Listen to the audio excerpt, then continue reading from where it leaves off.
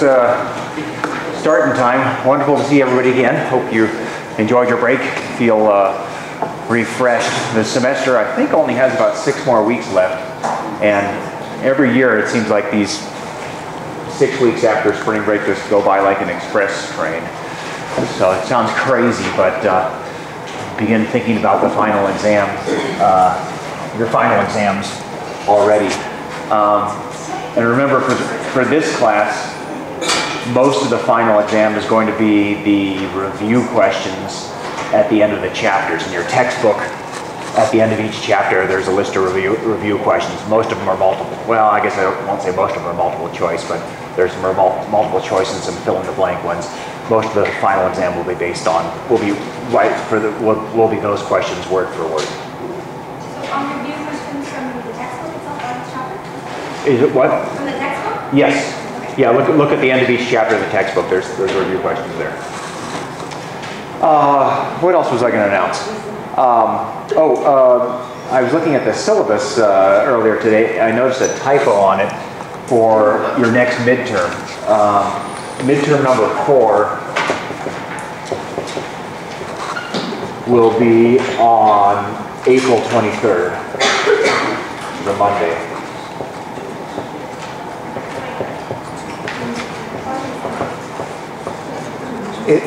One part of the syllabus says April 16th, which would be next week, but that's incorrect. It will be on April 23rd.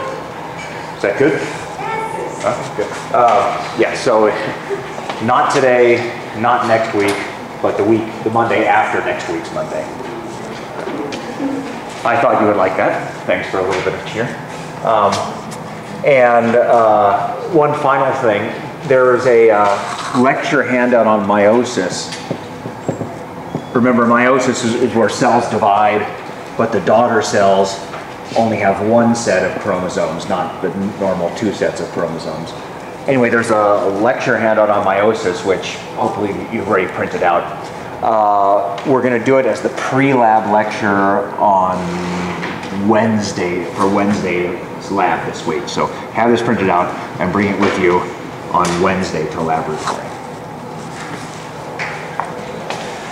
Alrighty, any questions about any of that? All right, we're ready and raring to go for back to mitosis. All right, so that's meiosis, and good old mitosis is where the mother cell makes 2 daughter cells that each have the exact same number of chromosomes as the mother cell. So if these were human cells we were talking about, 46 chromosomes in the mother cell. The mother cell divides and the daughter cells each have 46 chromosomes each. And this is kind of a big chapter. There's a lot of parts to discussing how mitosis works. We spent a lot of last week talking about the details of how the chromosomes duplicate themselves as they're getting ready for mitosis. Let's review the phases of the cell cycle, just because there was a lot of them, and I want you to be very familiar with them before we talk about the new material. So if there's a cell that's trying to divide as rapidly as possible, imagine, for instance, a zygote, a freshly fertilized egg. It has only 9 months to divide itself into trillions of cells to be the newborn baby. Or I guess another example is if you cut yourself, the cells near the side of the cut have to divide rapidly to fill in that bit of missing tissue to repair the damage. So if cells are trying to divide as rapidly as possible, they are in what's called the cell cycle, which includes the nucleus dividing, and we call that mitosis-style nuclear division. Mitosis style is the type of nuclear division that leads to both daughter cells having the same number of chromosomes as the mother cell. And then following the mitosis-style nuclear division is cytokinesis, where the rest of the cell divides, the cytoplasm and the cell membrane dividing is the cytokinesis step. But in between those divisions, the nucleus and the cytokinesis, the cell goes through what used to be called the resting period, called interphase. And the cell is not really resting during interphase, it's basically preparing itself for the next round of division. And they usually show the cell cycle as a clock like this because just like a real clock goes through the same hours of the day over and over and over again. Rapidly dividing cells go through interphase and mitosis and cytokinesis over and over and over again. And on this diagram of the cell cycle, the purple parts are always going to be the interphase parts, and the non-purple parts will always be the cell dividing parts. And incidentally, the two parts of the cell division, the nucleus dividing and the cytokinesis, are sometimes referred to as the M phase of the cell cycle. Oops. All right. Now, just to make matters more complicated, remember, come back here. There we go. Just to make matters more complicated, interphase is divided into different phases, and the mitosis part of M phase is divided into different phases. In interphase, it begins with what's called the G1 part of interphase, which stands for the first growth period. And that in G1, the cell's getting larger, the organelles are reproducing. In other words, you're getting more mitochondria and more Golgi bodies. The cytoplasm is just getting bigger, the cell membrane is getting bigger. In S phase of interphase, that's when the chromosomes duplicate. That's where you go from unduplicated chromosomes to duplicated chromosomes, like that. The G2 part of interphase is just another growth phase. The cell continues to get bigger, more organelles are made, the cytoplasm gets larger volume, that sort of thing. Let's see where we are in this diagram. There we go. All right, and mitosis, the nuclear division itself, is divided into prophase, metaphase, anaphase, and telophase. And let's look at those parts of mitosis in a little bit more depth. Wait, stop, we've seen that.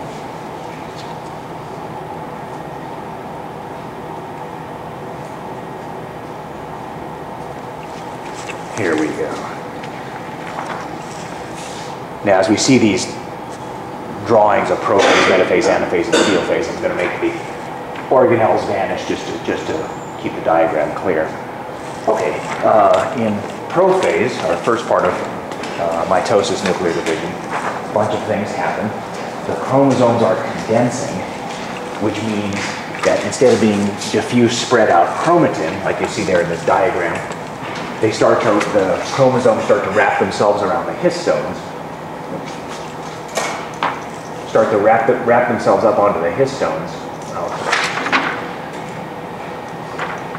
I swear, these laser pointers were working in the office not 10 seconds ago. There we go.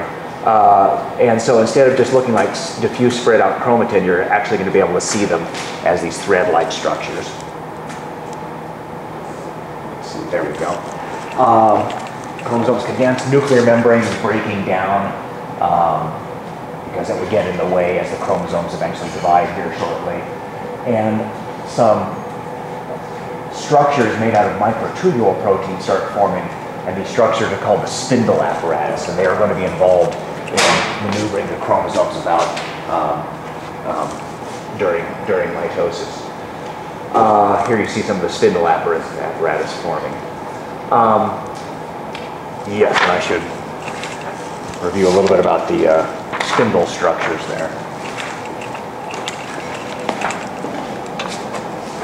Earlier, when I talked about the non-membranous organelles of the cell, I mentioned things called cytoskeletal proteins. There's a diagram like this. These are proteins that you find inside the cell that are, in a way, like the bones of your body. They give the cell its shape, for example. And there were two main types. There were microtubules, which I showed here in green, and actin filaments, which I showed here in red. And you might remember microtubules are always anchored to some cylinder-like structures called centrioles, which is what these things are supposed to be. Well, the spindle apparatus is essentially just more microtubules that the cell makes only during mitosis, expressly for mitosis, to maneuver the chromosomes around. All right, so as the cell enters prophase, what you see here is a couple of centrioles at the top pole of the cell and a couple of centrioles at the bottom pole of the cell, and those are called centrosomes. Oh, okay, the spindle fibers are the microtubules that grow out of those centrosomes. But anyway, the term centrosome means a pair of the centrioles that are made just for mitosis. So there's the centrosome at this pole of the cell, the top pole of the cell, and there's the centrosome at the bottom pole of the cell, those two centrioles. And sprouting out of the centrioles in each centrosome are all these microtubules that grow outward and eventually will attach to each of the chromosomes. Matter of fact, let's look at those chromosomes. Here's one right here.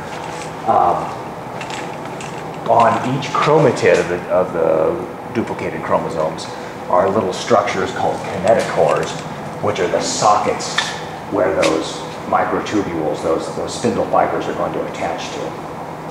Go ahead.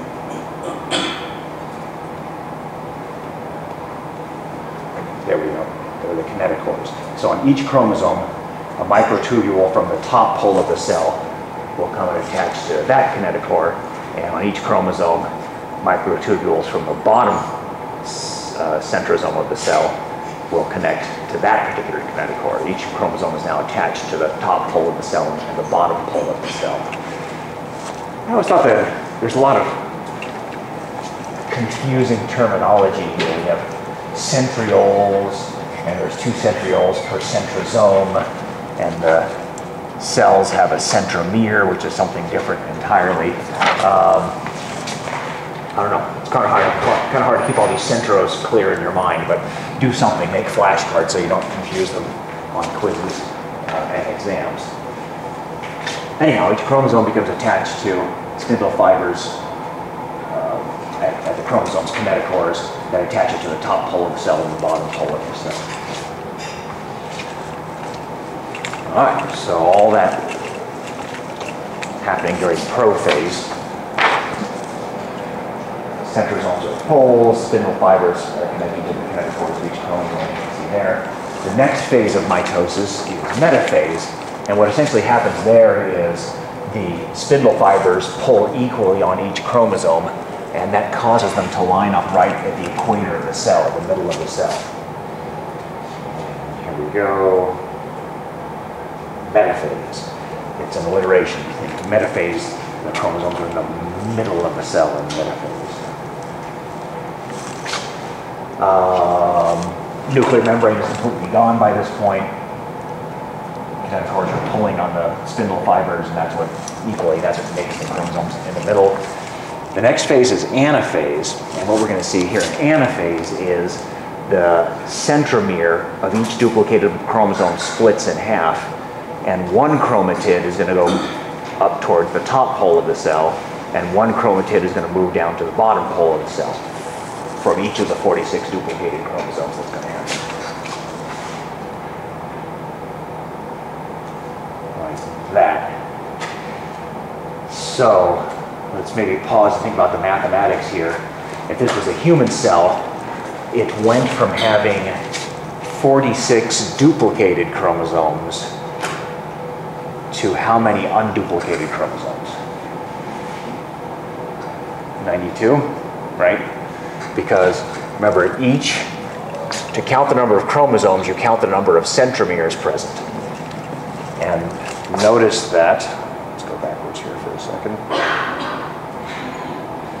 Notice that here in metaphase, guys, go backwards to metaphase. There we go. In metaphase, we have duplicated chromosomes. In this drawing, there are 2 duplicated chromosomes. But when we reach the anaphase, the centromere split, and so now we have twice that number of unduplicated chromosomes. All right, so this was a human cell. It would now have 92 unduplicated chromosomes, 46 of which are heading up towards the top pole of the cell, and 46 of which are heading down towards the bottom pole of the cell. And here's a close-up of one of those chromosomes. You can see the spindle fibers attached to its 2 kinetochores. What happens essentially is that the centromere right here just splits in half, and that allows the chromatids to move off in opposite directions now. They're no longer parts of one chromosome. They're each now individual unduplicated chromosomes. And what happens, to be a little more specific, is at each kinetochore, it's going to chew away at the spindle fibers while simultaneously pulling itself along the spindle fibers. Like a person climbing up a rope suspended from the ceiling, it's going to pull itself along that spindle fiber, but also chew it up as it moves along, like this. And so it's the kinetochores that are essentially pulling the chromosome, propelling the chromosomes towards the opposite poles.